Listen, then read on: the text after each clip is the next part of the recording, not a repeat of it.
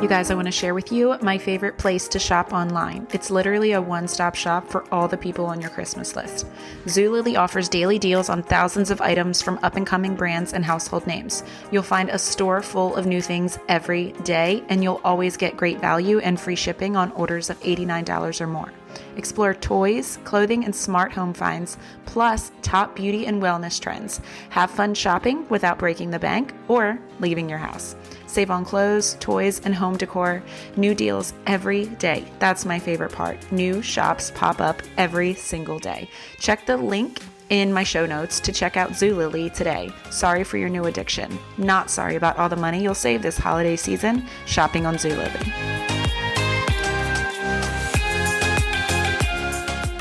Hey friends, only 2 more episodes left of 2022, including this one. And I was just thinking about how I want to wrap up the year.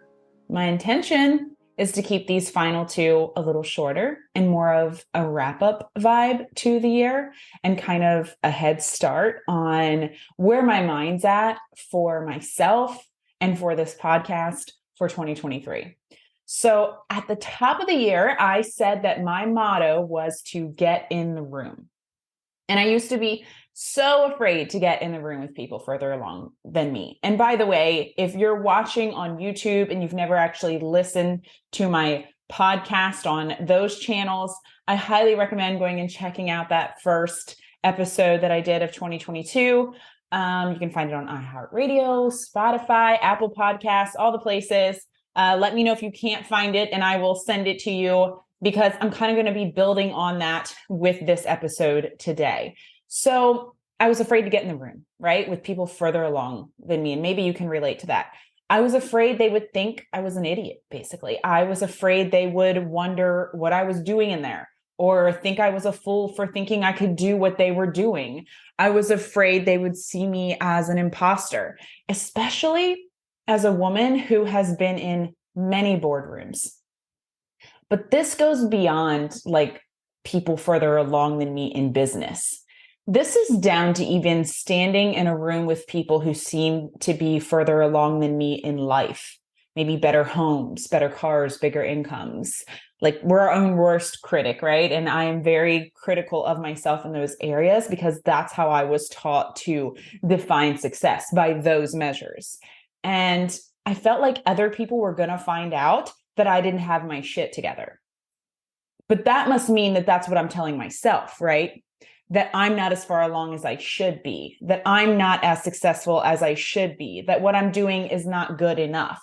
Because we have arbitrary numbers or benchmarks in our head, right? We should be doing this by age 25 and making this amount of money by age 30 and have this much in a retirement plan by age 35 and be to this rank in the company by age 40, etc. And first of all, those benchmarks we as a society have made up and ingrained in the minds of our children are just fucking stupid.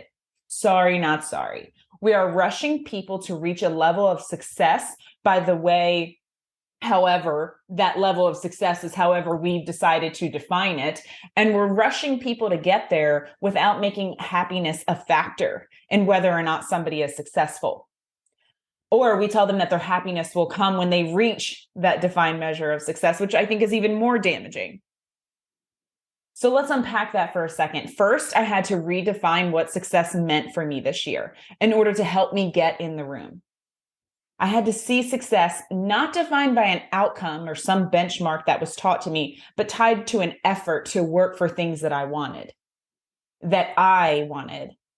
defined by my willingness to try, to walk through fear and not away from it, to know there will be failures, but that they won't stop me. Success can be found in your everyday willingness to show up for what your dream is. The failure is in not trying, right? We've all heard that before. The failure is in not trying, which means the success is in the willingness to try. And by those measures of success, I got really freaking proud of myself. I had walked away from a job that would have provided a comfortable life for me and my family to pursue my purpose, to seek fulfillment, to make my impact, to create joy in my life. I may not have the material measures of success like a fat bank account or a big house or the nicest car, but I am so incredibly happy. Happier maybe than I have ever been, so fulfilled, so excited for my future for the first time in my life. So confident in myself and in the direction of my business, so proud of myself for doing one scary thing after another this year as I have built the business that I desire. By those measures of success, oh, I'm successful and I deserve to get in that freaking room. So that is what I did this year. And I want you to understand, I share that not to boast, but to tell you that's what I had to do mentally. That was how I had to flip my mindset so that I could allow myself the permission, give myself the permission to get in the room and feel like I belonged there once I was there. I redefined my own measures of success. I had to do that for me because taking on anything challenging alone is freaking hard. And building this business without my husband's initial support and with people not understanding why I would leave that job is freaking hard. Having different measures of success than those close to me, that's hard. That's hard because you have no one to turn to when things get challenging. And it feels like you have no one to turn to when you want to celebrate either. Maybe starting your new healthy way of life is hard, right? I feel like that's something we can all relate to. People are getting ready to set their New Year's resolutions. So I'm going to use that as a example throughout this episode. But when people around you don't support what you're doing or tell you, you look fine as you are, on the hard days when the motivation to work out or nourish your body with healthy food is gone and you're surrounded by people who don't understand or support what you're doing, it's hard to do it anyway. When you finish a workout and no one around you knows what a big deal that was for you, it is hard. When you choose to make yourself a healthy meal instead of going out for takeout again, and no one cares what a big deal that was for you, that's hard. But when you redefine your measures of success for you and not for anyone else, it's not for anyone else to understand. When you redefine your measures of success so that you can rise to your greatest potential, you learn to love clapping for yourself and celebrating yourself. Those people around you that aren't supporting you in the hard may come around. They may, but they also may not. And you have to be okay with that. You feeling happy and fulfilled by your measures of success must be enough. Anyone else's praise is just icing. And you may be saying, okay, Erica, but give me the steps to do that. Excuse my cat. He's crazy. Okay, Erica, but give me the steps to do that. I think we often see people waiting till someone tells them to do A, B, and C so they can get to D. But there isn't always steps like that. And there isn't really steps to what I'm telling you to do today.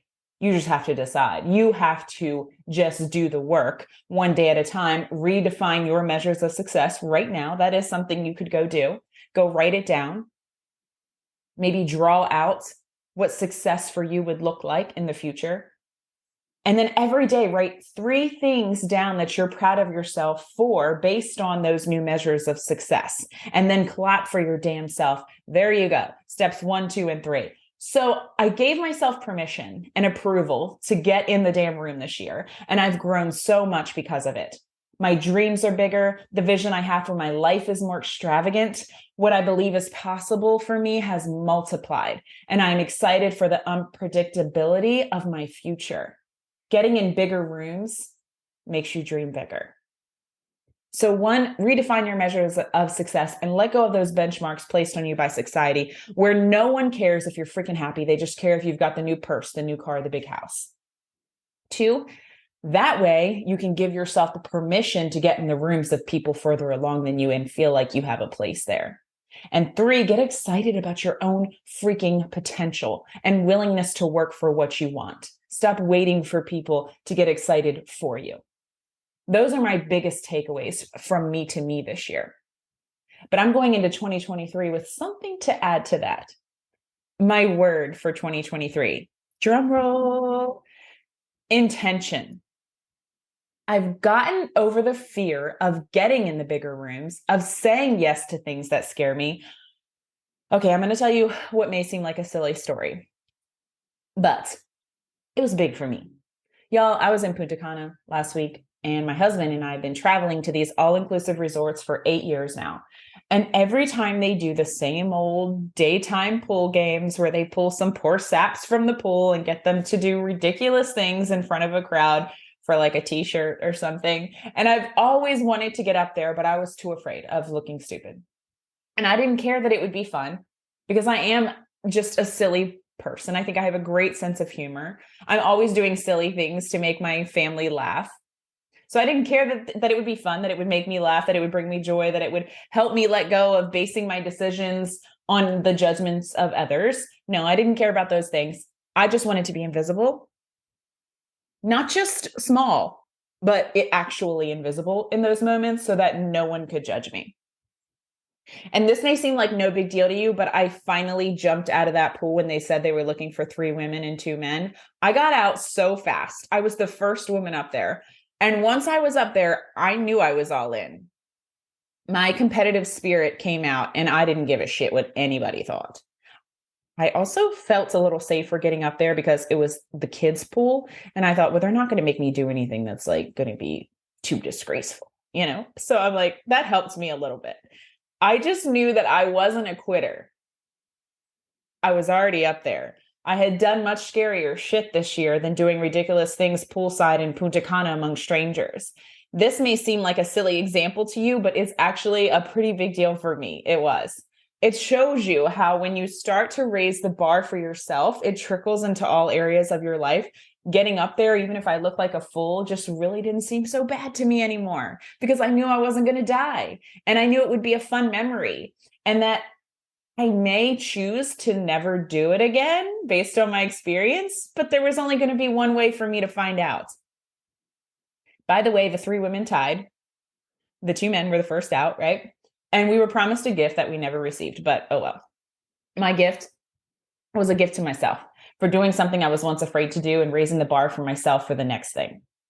So like I said, now that I know I'm getting in the room, now it's getting in the room with intention. I stood up poolside with the intention to win. I'm competitive, not just get up there. I stood up with the intention to win. And when I look back to other things that I've done this year to get into the room, I actually really had no preset intention behind it. I was focusing on just getting over my fear of putting myself out there, which is fine and worth celebrating. And I'm so proud of myself for the rooms I've gotten in this year, both virtually and in person, but I can do better. And if I think back to that first room I got in, if you're a longtime listener, you may remember, it was traveling to DC, staying in a hotel by myself, and going to a dinner meeting solo in January. My palms were sweating, just trying to figure out how to park my car in the garage and check into the hotel. I had never done that before. 36 years old at the time, and I had never checked myself into a hotel. I thought the roof of my truck was going to scrape the top of the hotel garage.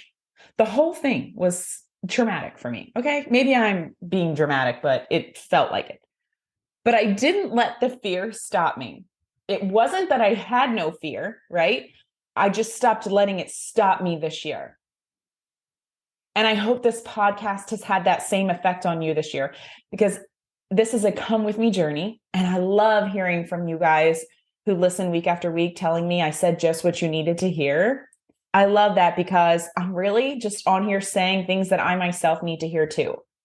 So getting over those fears and getting into that meeting with leaders in this business when I was in DC, it was scary. But I was just so proud that I did it. I was just so proud that I got in the room. But I can do better. Now I want to go into rooms like that with the intention of winning, like I did poolside in Punta Cana. Not winning like being better than everybody else. Remember, we've redefined our measures of success. I mean winning and taking something from every room that I go in. Today, I'd go in that room in DC, not just with the intention to just be an additional body in that room, but I would go in with the intention to network, to connect with someone doing something I wanted to do or doing something I needed to incorporate into my business or just someone I could learn from. I'll leave every room with another tool to make my dreams a reality. Get in the room with intention. Walk into that fitness class you've been scared to take and walk out with a new connection to someone who has been doing it longer than you. Walk into that room with people further along than you in something and walk out with something new to try in your own life. Shake hands with that leader, but then also ask them a question while you have their attention. Be intentional. Okay, I'm going to leave you guys hanging here because this is my word for 2023, and it's not 2023 yet. We still have another episode. So we're going to talk more about intention on the final episode of 2022. For now, I would love to hear from those of you who are ready to get intentional with me in 2023 based on just what you've heard me say today. I want to hear from you. Let's support one another as we take getting into the room one step farther. If we keep doing the same things, we will keep generating the same experiences. Don't just go through the motions of doing things because you think you're supposed to. Act intentionally in accordance with the desired outcome of your life. Evaluate your life as we wrap up 2022. Decide whether or not the people in your life, the job, the location, decide whether or not those things are in alignment with your desired outcome. Are you intentionally taking steps to get you there? In 2023, no more just following steps we've been given from a self-help book, from our parents, from a partner, a friend, no more autopilot. In 2023, let's get intentional with our actions so we can live a life that gets us excited. You're going to want to catch my final 2 episodes of 2022 as we approach 2023 with a revised version of my 2022 motto to get in the room. In 2023, we are getting in the room with intention. Time to live each day less on autopilot and more on purpose. Let's do this. Until next episode, friends. E.